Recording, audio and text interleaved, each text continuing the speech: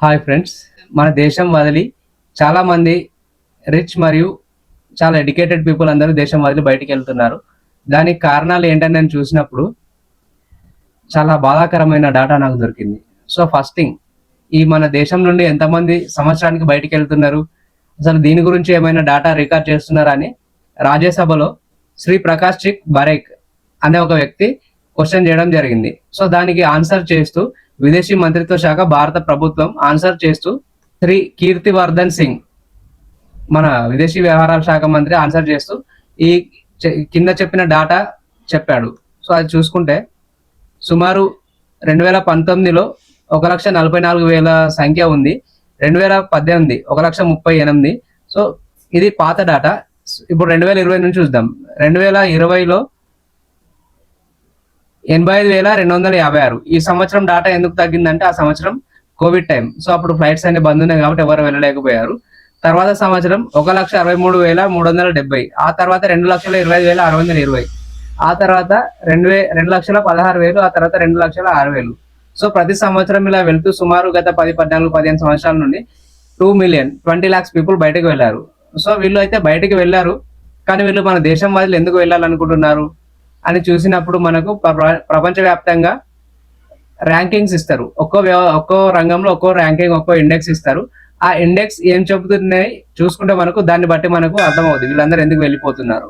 So వీళ్ళు ఎందుకు వెళ్ళిపోవడానికి గల కారణాలు ఈ ఇండెక్స్ లోనే కనిపిస్తాయి. చివరకు వీళ్ళు వెళ్ళిపోవడం వల్ల జరిగే నష్టం కూడా చివరిలో చెప్తాను వీలైతే.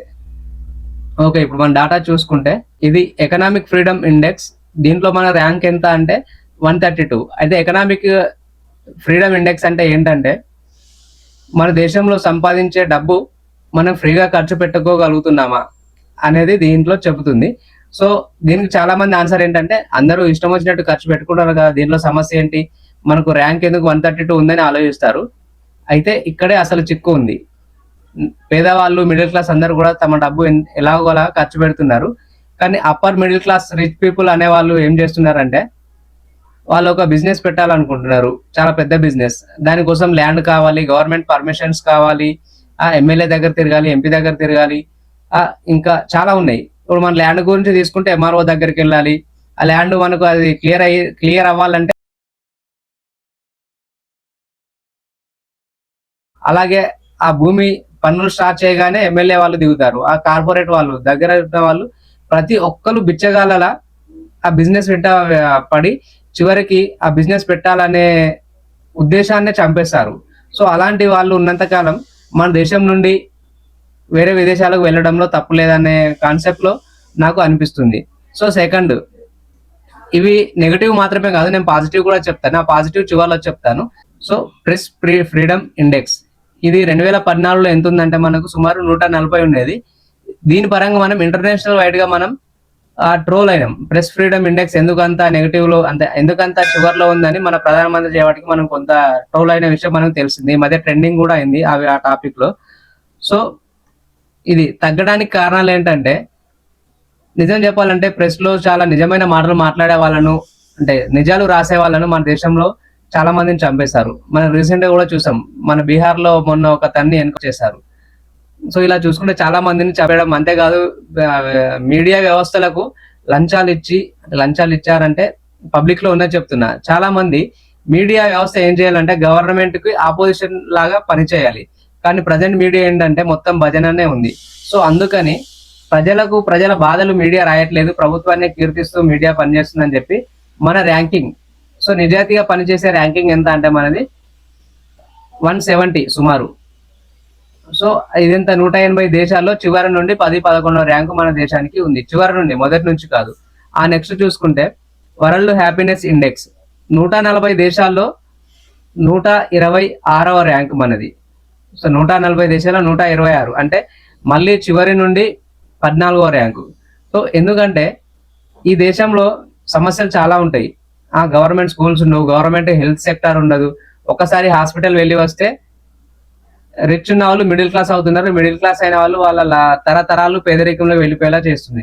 సో ఈ విద్యా వ్యవస్థ ఏంటంటే ఒక యావరేజ్ స్కూల్ ఫీజు వచ్చేసి ఊర్లలో 20,000 ఉంది. అదే సిటీస్కి వస్తే యావరేజ్ గా 40,000 to minimum first second class కి 40,000, 50,000 ఉంది.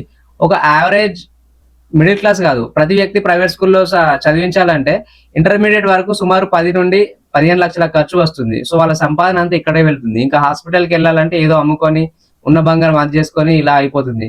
సో మెజారిటీ పీపుల్ మన దాంట్లో మిడిల్ క్లాస్ మరియు పూర్ వాళ్ళే ఉన్నారు. సో అలాంటి వ్యక్తులకి ఇవి రెండు ఫ్రీగా లేకుంటే అందుబాటు ధరల్లో లేనంత కాలం ఈ దేశం హ్యాపీనెస్ గా ఆనందంగా ఉండదు అనేది ఈ ఇండెక్స్ మనకు చెబుతుంది. ఇంకా ఆ తర్వాత చూసుకుంటే rule of law index, WJP rule of law index. So rule of law అంటే ప్రజలు తమ హక్కులు కాపాడుకోగలుగుతున్నారా, వాళ్ళకి ఇష్టం వచ్చినట్టు బతకగలుగుతున్నారా, సో వాళ్ళ హక్కుల కోసం పోరాటాలు చేయగలుగుతున్నారా అనేది ఈ rule of law. Present recent గా CJP కాకుండా జనతా పార్టీ ధర్నాలు ర్యాలీలు చేసే వరకు గత దశాబ్ద కాలంగా ధర్నాలు ర్యాలీలు అనేవి మన దేశం మర్చిపోయింది. సో 2014లో రూల్ ఆఫ్ లా వచ్చేసి 59 ఉండేది, ప్రజెంట్ వచ్చేసి 79 ఉంది. ఇది కూడా 142 దేశాలు. ఇది కొంచెం బెటరే అని అనుకోవచ్చు. కాకపోతే ఇంకోటి మన పాస్పోర్ట్ ఇండెక్స్, అది ఒకప్పుడు 75, 70 ఉండేది, ఇప్పుడు 80 దాటిపోయింది. ఇప్పుడు కొన్ని పాజిటివ్ అంశాలు చూసుకుందాం. గ్లోబల్ ఇన్నోవేషన్ ఇండెక్స్, ఇందులో మన ర్యాంకు 39 మరియు 40 మధ్యలో ఉంది. సో గ్లోబల్ ఇన్నోవేషన్ అంటే ఇన్నోవేషన్ లోనే ఉంది. అదొక ఇండిపెండెంట్ వ్యక్తులు ఇన్నోవేట్ చేసి దాన్ని పబ్లిక్ కి తీసుకొస్తారు.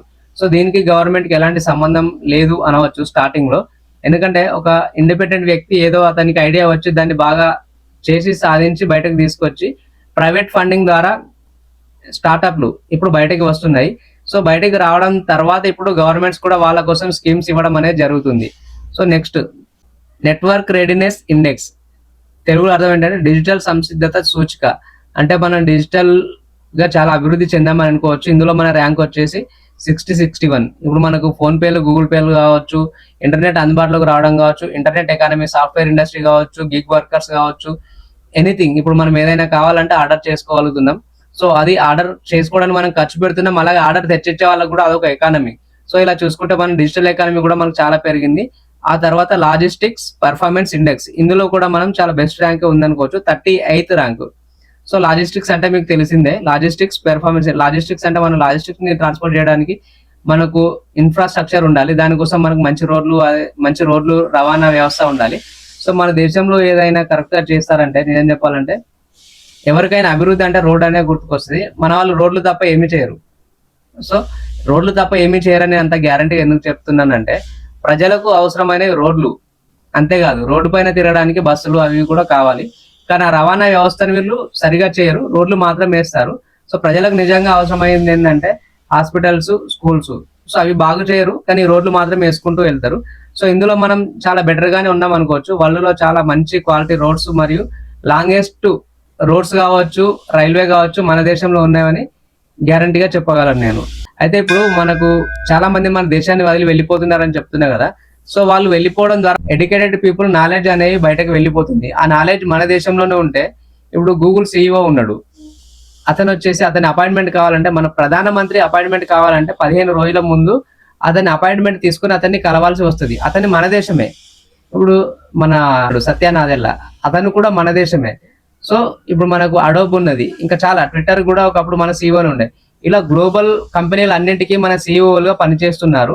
CEOలుగా పనిచేస్తున్నారని మనం గర్వంగా చెప్తున్నాం, కానీ ఓనర్స్ మాత్రం మన దేశస్తులు కాదు. సో ఇప్పుడు మన సత్యనాదెల్లా, సుందర్ పిచాయ్ లాంటి వాళ్ళను మన దేశంలోనే ఉంచి మన దేశ ఎకానమీ మరియు మన దేశ నాలెడ్జ్ కి ఇంకా బూస్టప్ ఇస్తే మన దేశం అనేది ఇంకా చాలా అభివృద్ధి చెందుతుంది. అంతేకాదు సో మనకు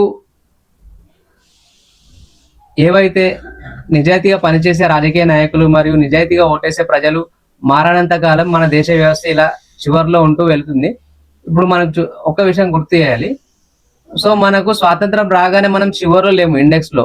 స్వాతంత్రం వచ్చిన తర్వాత గత 80 సంవత్సరాలుగా వెనక్కి వెళ్తూ ఇప్పుడు చివరి లాస్ట్కి వచ్చేసాం. సో మనతో పాటు ఏ దేశాలు ఉంటాయో తెలుసా? పాకిస్తాన్, బంగ్లాదేశ్, ఆఫ్ఘనిస్తాన్, మయన్మార్ ఇలాంటి దేశాలు ఉంటాయి. పాకిస్తాన్ లాంటి చెత్త దేశం కూడా మనతో పాటు షేర్ చేసుకుంటుంది చివరి స్థానాలు. సో ఎలాంటి రాజకీయ వ్యవస్థ, ఎలాంటి ప్రజల్లో ఎలాంటి మార్పు వస్తే మన దేశం ఇండెక్సెస్ లో ముందుకి వెళుతుందో మీరు కామెంట్ రూపంలో తెలియజేయండి. వీడియో నచ్చినట్లయితే ఖచ్చితంగా లైక్, షేర్, సబ్స్క్రైబ్ చేసి మమ్మల్ని ఎంకరేజ్ చేయండి. Thank you.